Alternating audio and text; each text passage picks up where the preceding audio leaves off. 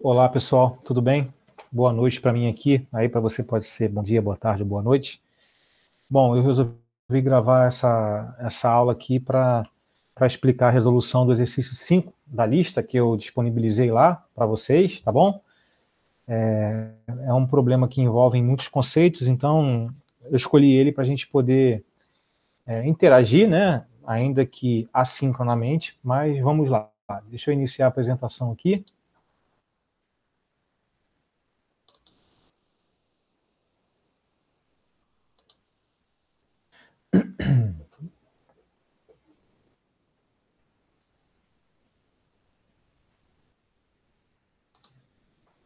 Bom, tá tendo uma apresentação. Isso, estava esperando aparecer essa caixinha aqui, demorou um pouquinho, apareceu de novo essa caixinha, vamos lá, tá, estou apresentando. Bom, pelo jeito ela aparece toda hora, né? Bom, chamo Marco Adriano, professor de Física do campus Nilópolis. Essa aula vai para os alunos de Introdução à Física, tá? A gente ainda está dentro do assunto ótica geométrica, tá bom? Então, eu propus esse exercício aí numa lista, tá? E é um exercício que envolve muitos conceitos aí da geometria, né? Principalmente, também da física. E eu escolhi ele para gravar essa aula explicando a resolução para a gente interagir assincronamente, tá? Bom, se trata de um exercício, né, que está no contexto de um dos mais belos experimentos científicos da história da humanidade, que é o experimento de Cavendish, tá? Então, consiste num halter. Um halter constituído por duas esferas que são unidas por uma barra fixa, tá? Nesse caso, uma barra cilíndrica fixa, em cada ponta um halter. Né? Quem vai para a academia sabe do que eu estou falando. O halter, né, é utilizado lá para malhar braço. Então, um halter foi colocado no centro geométrico, centro de massa desse halter, um espelho, e o sistema foi suspenso por um fio até o teto, tá certo? Tal que uma fonte de luz incidia um feixe sobre o espelho que está ligado ao halter, e o raio refletido marcava um spot, ou um ponto, em uma escala graduada. Ok? Então vamos lá. Luz incidindo no espelho, refletindo, marcando um ponto. Esse espelho fixo a um halter, suspenso por um fio, tal que tem uma liberdade de rotacionar horizontalmente, no plano horizontal. Ok? Por que esse experimento ele é um dos mais belos da história da ciência, né? Eleito lá pela Physics Review, não, pela Physics Magazine, acho que foi Physics Magazine, uma revista muito considerada em nível mundial, né? Elegeu esse como um dos experimentos mais belos da ciência de todos os tempos. Porque anos antes do Cavendish, o Isaac Newton ele tinha desenvolvido já a teoria da gravitação universal. Tá? Essa teoria dizia o seguinte: entre massas, vou chamar aqui Mzinho e Mzão, existe uma força de atração. Tá? Essa força de atração ele chamou de força gravitacional. Tá? Então, no caso aqui, Mzinho é essa massa vermelha, tem dos dois lados, tá certo? E Mzão é essa massa azul que também tem dos dois lados. Então, entre essas massas existe uma força de atração mútua. Tá? Essa é a força de Mzão em Mzinho, e essa é a força de Mzinho em Mzão. Tá? Essas forças constituem um par ação e reação. Isaac Newton descobriu que essa força, que ele chamou de gravitacional, dependia do produto entre essas massas e do inverso do quadrado da distância que as separavam. Então aqui, ó, né, os centros dessas esferas estão separados por uma distância, vamos chamar de d, ok? Então, essa força ela depende do produto das massas diretamente e inversamente do quadrado da distância. E também depende de uma propriedade do espaço que foi chamada de constante gravitacional. Tá certo? Então, por que esse experimento é um dos mais belos? Porque, primeiro, Cavendish comprovou, né, a lei da gravitação universal de Isaac Newton e conseguiu determinar o valor da constante de inversão. Tá? Porém, é um problema, é um aparato experimental que envolve tópicos da ótica, e é isso que a gente vai abordar aqui nesse problema. Tá? O que o problema diz? Ele diz que, na verdade, olha, você tem um feixe de luz que incide no espelho e reflete na escala formando um spot, tá certo? Quando a gente aproxima essas massas, tá? As esferas azuis, esse sistema aqui, constituído pelo haltério e o espelho, vai sofrer uma rotação tal que o raio que antes refletia sobre esse ponto aqui na escala, passou agora a refletir sobre esse outro ponto aqui na escala, tá certo? Antes era o raio refletido 1, depois passou a ser o raio refletido 2, e entre esses dois raios refletidos tem um ângulo delta. Esse ângulo delta, ele é chamado ângulo de deflexão dos raios refletidos, e tem uma equação que a gente vai demonstrar nos próximos slides, para a gente poder calcular o ângulo delta em função do ângulo de rotação do espelho. Tá? Se a gente rotacionar o espelho de um ângulo alfa, quanto que vai ser a deflexão delta? É isso que a gente vai demonstrar nos próximos slides, tá? Então, a gente vai precisar utilizar aqui a rotação de espelhos planos, tá? Vou chamar de espelhos planos, mas a gente também vai precisar do conceito de radiano, que eu vou explicar para vocês o que é, e a gente vai recorrer também ao círculo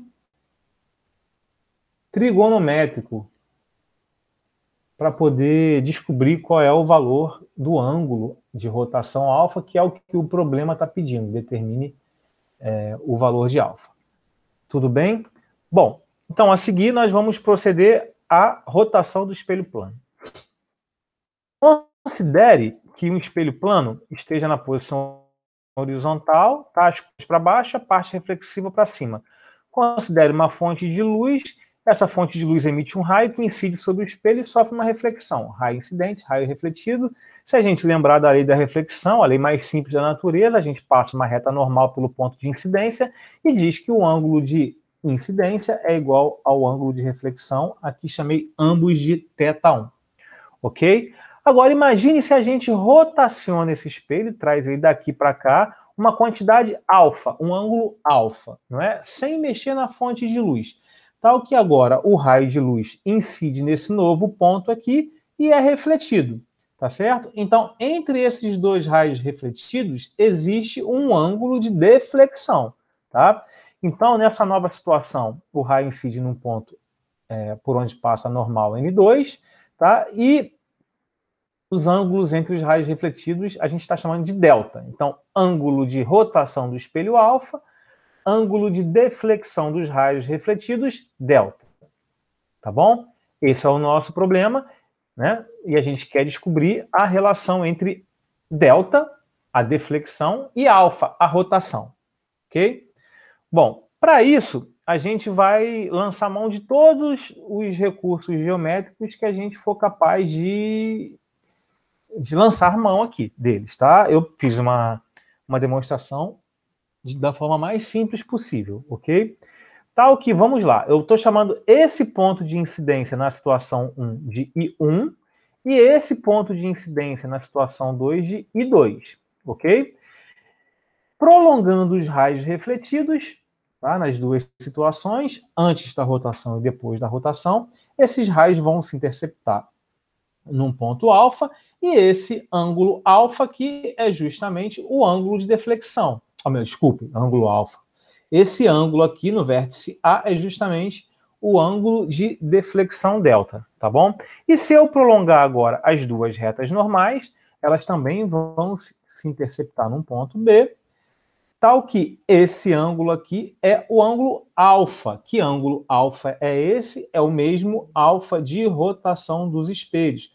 Por quê? Porque se a gente aplicar aqui a semelhança de triângulos, considera esse triângulo aqui, ó, formado pela rotação do espelho, né, o espelho nas duas posições, e pelas normais aqui, ó, tá certo? O que a gente vai obter? A gente vai obter que esse lado aqui tá? Que vai de B a I1, é perpendicular ao espelho na posição 1, e esse outro lado aqui, que vai de B a I2, é perpendicular ao espelho na posição 2. Então, se esses dois lados são perpendiculares entre si, e esses outros dois lados aqui também são perpendiculares entre si, logo a gente pode considerar esses dois triângulos semelhantes e a gente consegue inferir que esse ângulo alfa é o mesmo ângulo de rotação do espelho. Tá certo? Bom, então, por que a gente faz isso? Porque, na verdade, a gente vai utilizar agora um teorema que é muito interessante. É o teorema dos ângulos externos de um triângulo. Tá? A gente utiliza muitas vezes o teorema dos ângulos internos, mas o teorema dos ângulos externos a gente pouco usa. Deixa eu enunciar ele aqui para vocês. Ó, vou desenhar um triângulo qualquer aqui, tá certo? Um triângulo que eu vou chamar ele de ABC, que é vértice A, vértice B e vértice C, ok? Bom, o que acontece? Esse triângulo tem três ângulos internos, A minúsculo chapéu, B minúsculo chapéu e C minúsculo chapéu, ok? A gente sabe que A mais B mais C, né, os ângulos internos somados dá 180, mas a gente pouco usa, e vai usar aqui, que os ângulos externos, a soma deles dá 360, tá? Então aqui, ó, como é que é o ângulo externo de um triângulo? Bom, de A a C, eu prolongo esse lado aqui, tá certo? Esse aqui é o ângulo externo C maiúsculo chapéu. Se eu fizer a mesma coisa com o lado BC, ou CB, eu prolongo ele aqui, ó, esse aqui é o ângulo B chapéu. E se eu faço a mesma coisa aqui com o lado AB, ou BA, aqui eu vou ter o ângulo A chapéu. Tá? Tem dois teoremas em relação aos ângulos externos. Tá bom? O primeiro diz que a soma desses ângulos dá 360, okay? Que a gente consegue visualizar aqui facilmente, tá? E o segundo, que na verdade é o que a gente vai utilizar para deduzir a relação entre o ângulo de deflexão dos raios refletidos e o ângulo de rotação do espelho, o segundo diz o seguinte, que um ângulo externo, aqui eu vou representar esse aqui, ó, o C chapéu, ele é igual à soma dos dois ângulos internos não adjacentes. Muitas palavras, né? Tá? Então, quais são os ângulos internos não adjacentes ao ângulo C maiúsculo chapéu, que é esse ângulo externo aqui? É o ângulo B minúsculo chapéu e o ângulo A minúsculo chapéu. Então, o que está dizendo esse segundo teorema é que um ângulo externo é igual à soma dos dois ângulos internos não adjacentes, ou seja, que não estejam ao lado dele, né? Então, o que a gente tem nessa equação é justamente isso. Deixa eu pegar uma caneta verde aqui para explicar para vocês. Olha, no triângulo I1 e 2A, bom, I1 e 2A, A, tá? A gente tem um triângulo aqui, ó, triângulo I1 e 2A, tá certo? Nesse triângulo, 2ΔH, que é esse ângulo externo aqui, ó, é 2ΔH, é igual à soma dos dois internos não adjacentes. Um é esse aqui, que é oposto pelo vértice a esse aqui, ou seja, é 2θ1, tá aqui, mais o delta, que é o nosso ângulo de deflexão dos raios refletidos antes e depois da rotação do espelho. Tá? Então, aí está a nossa primeira equação. Ok? Deixa eu trocar a cor aqui agora, deixa eu colocar esse azul. Vamos para a próxima equação. Diz que no triângulo I1 e 2B, tá certo? Então, agora eu vou pegar aqui, ó, I1, I2 e B, tá certo? Então, é esse triângulo aqui, ó, I1, I2 e B, é esse triângulo aqui, tá? Ele está dizendo que θ2, olha, quem é θ2? É esse ângulo externo aqui, ó, esse ângulo externo é θ2. Ele é igual à soma dos dois internos não adjacentes. Um é o alfa e o outro é oposto pelo vértice com θ1, então é θ1. Ó, então, θ2, esse ângulo externo não adjacente, ele é igual à soma dos dois internos não adjacentes. Ok? Com isso, a gente tem aqui um sistema de equação. Esse sistema de equação a gente pode solucionar ele pela substituição, pela adição, se multiplicar aqui por menos 2, por exemplo, pode eliminar, mas, de fato, a gente vai chegar à relação de que o ângulo de deflexão, ou seja, o quanto desviou aqui, é o dobro do quanto o espelho rodou. Ou seja, delta igual a 2 vezes o alfa. Tá bom? Então, deixa eu voltar agora aqui para uma outra tela para poder explicar para vocês. Cadê? Aqui, para essa tela aqui. Eu vou explicar para vocês agora o conceito de radiano, né? A gente já viu lá a equação da rotação dos raios, não é isso? Agora a gente vai ver o conceito de radiano. Pessoal, radiano é uma unidade de medida para ângulo. Ah, professor, mas por que não usa grau? Porque, assim, grau, ele não vem de nada, entendeu? Grau é uma definição. Foi definido o grau, não é? Definiu-se que numa circunferência a gente tem 360 graus, ok? Mas, de fato, não é uma unidade de medida. Então, se a gente quer medir ângulo, pessoal, a gente precisa definir uma unidade de medida. E essa unidade de medida que a gente define é o radiano, ok? Então, a gente usa essa explicação que eu vou dar para vocês aqui agora e define uma forma de medir ângulos. Olha, imagine esse ângulo aqui, ó. Eu vou rodar aqui esse ângulo. É tudo meio artesanal aqui nesse Microsoft Whiteboard, tá, pessoal? É tudo meio artesanal. Então, vamos lá. Deixa eu ver se eu pego aqui o centro da circunferência. Acho que está bem legal aí. Vou passar a régua. Beleza, deixa eu tirar a régua daqui. Então, vamos lá. Veja bem, eu tenho esse ângulo aqui, ó. Eu vou chamar esse ângulo de ângulo θ, ok? Bom, esse ângulo ele está delimitado por uma circunferência aqui, né?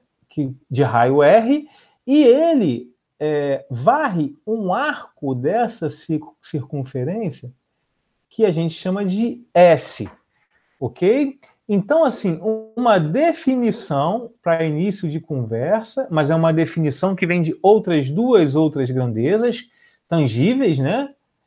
Que é o raio e o comprimento do arco, diz que esse θ em radiano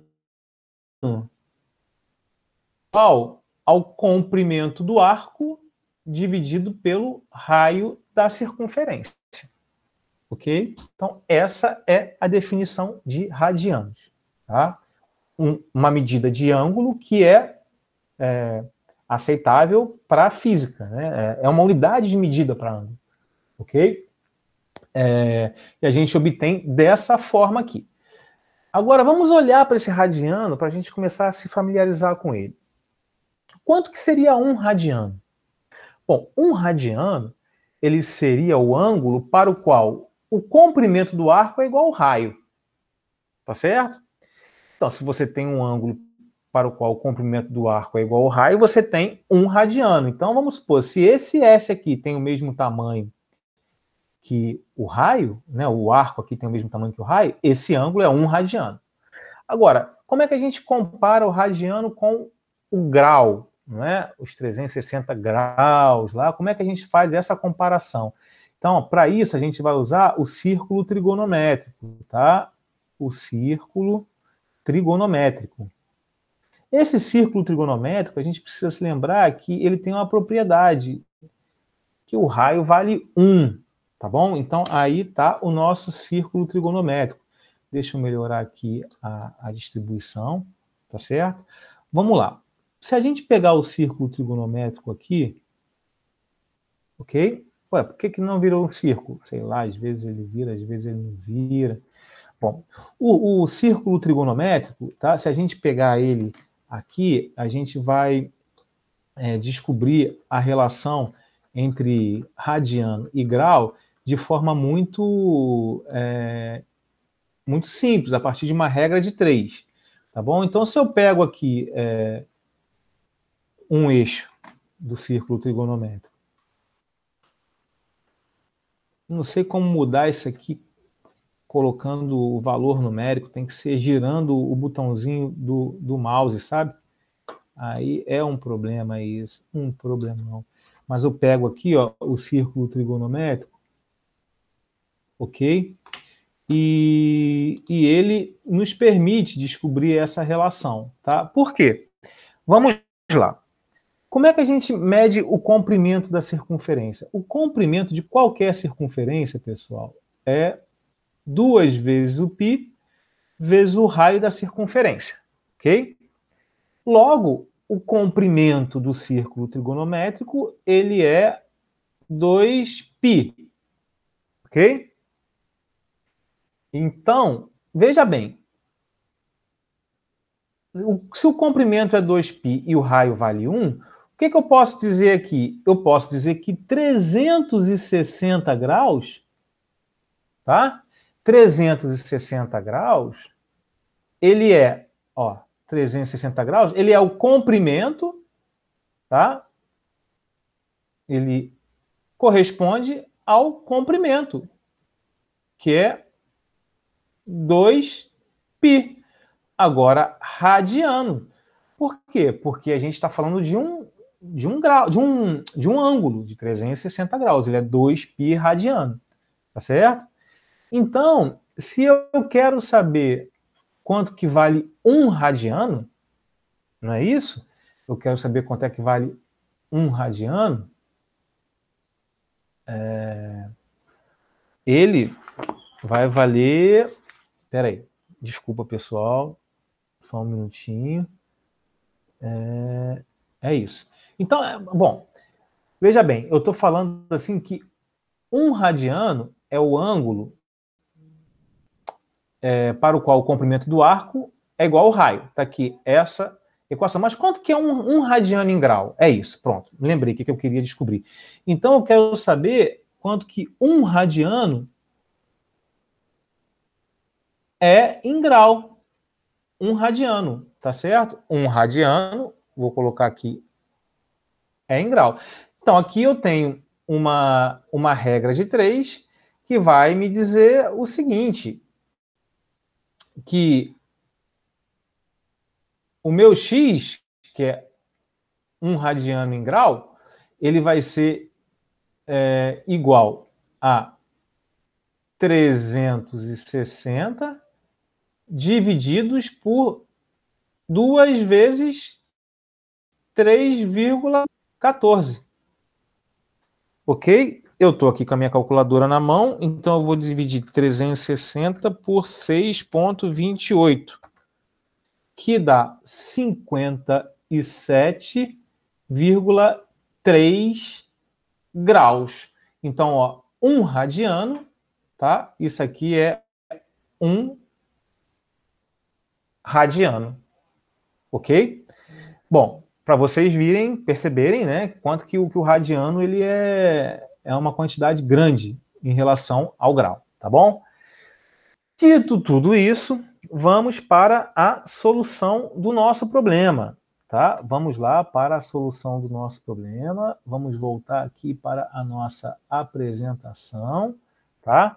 Aqui está o nosso problema, ok? Deixa eu colocar o óculos aqui para conseguir ler. Voltando aqui, tá certo? O que a gente tem? Olha, a gente tem uma fonte incidindo sobre um espelho e refletindo aqui num spot, tá certo? Então aqui a gente tem um spot, que é uma imagem, né, da projeção desse raio quando ele incide aqui na escala, ok? Então veja bem, a gente rodou o espelho uma quantidade alfa e obteve uma deflexão uma deflexão delta. A gente lembra que da rotação do espelho, vamos lá, rotação do espelho.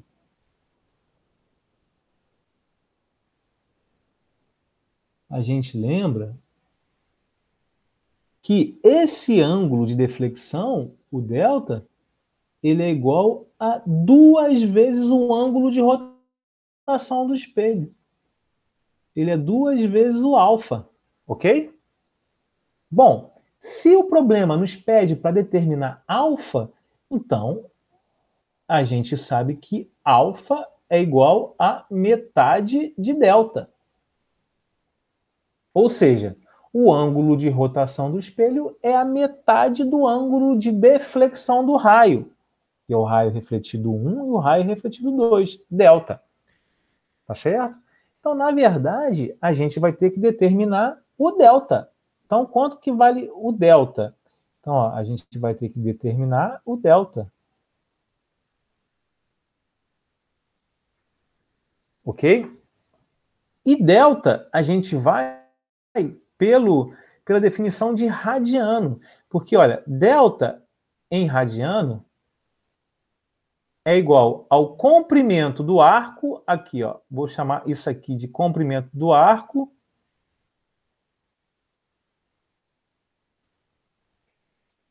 que é igual o problema diz aqui, ó, 2 milímetros, ou seja, 0,0020 metros, ok? Então, ó, ele vai ser o comprimento do arco divididos pelo raio, que está dando aqui, ó. Ó, o problema está dando para a gente o raio aqui, que é 0, ok? Bom, então ele é 0,0020, né, metros dividido por 0,40 metros. A gente vai ter que o delta, essa é uma conta fácil, você pode multiplicar aqui por 1000, vai ficar 2 dividido por 400, que é 1 dividido por 200, que é 0,0050. Então vai dar 0,0050 radianos, ok? Bom, logo, o alfa vai ser igual a 0,0050 radianos divididos por 2, ok? O alfa é igual a 0,0025 radianos. Aqui é que está o problema. Por que a gente falou do círculo trigonométrico, que permite a gente converter de radianos para graus? Né? Porque é pequenininho, entendeu? E a gente, na verdade, a gente não tem nem noção do quanto que é o radiano, porque a gente está a vida toda acostumado com grau, não é isso? Mas se a gente quiser fazer uma conversão, a gente vai dizer assim, ó, se π radianos é igual a 180 graus, ok? Acho que eu não vou conseguir escrever aqui não. 0,0025, deixa eu botar uma vírgula aqui, vai ser igual a x. Deixa eu tirar aqui, peraí, pessoal. Vou tirar aqui. Daqui a gente vai ver que x é igual a 0,14 graus. É bem pouquinho, né? Se você quiser passar de graus para minuto, vocês se lembram quanto é que é? É multiplicar 0,14, não é, por 60. Então, isso aqui vai nos dar 60 minutos. Tá bom? Oh, desculpe, 60 minutos. Falei bobagem, peraí. É multiplicar por 60. Isso aqui vai dar para a gente, na verdade, voltando aqui, vai dar para a gente 8,4 minutos. Então, essa é a resposta final. Percebe que é um ângulo bem pequenininho, tá? Então, por isso que o ideal é, na verdade, a gente colocar no ideal, lá no experimento, né, falando, é colocar essa fita graduada aqui o mais distante possível, né? Porque para um mesmo ângulo, olha, para um mesmo ângulo, aqui, deixa eu botar a caneta em outra cor aqui, peraí. Para um mesmo ângulo, ó, essa equação aqui. Para um mesmo ângulo, quanto maior o raio, maior é o arco. Então, assim, quando você aumenta muito esse raio, você vai aumentar muito o arco, você vai conseguir medir ângulos muito pequenininhos. É dessa forma que a gente mede ângulos muito pequenininhos. Tá bom, pessoal? Deixa eu voltar aqui para a sala. Bom, deixa eu parar a apresentação aqui. Espero que vocês tenham entendido aí, tá? Vou colocar na sala de aula e aguardo o feedback de vocês, tá bom? Qualquer dúvida com as outras questões, pode me mandar mensagem que eu ajudo vocês. Por enquanto, a gente não está podendo dar aula síncrona, né? Uma definição do campus de hoje, mas eu vou alimentando lá com essas aulas gravadas assincronamente. Um grande abraço e vamos juntos!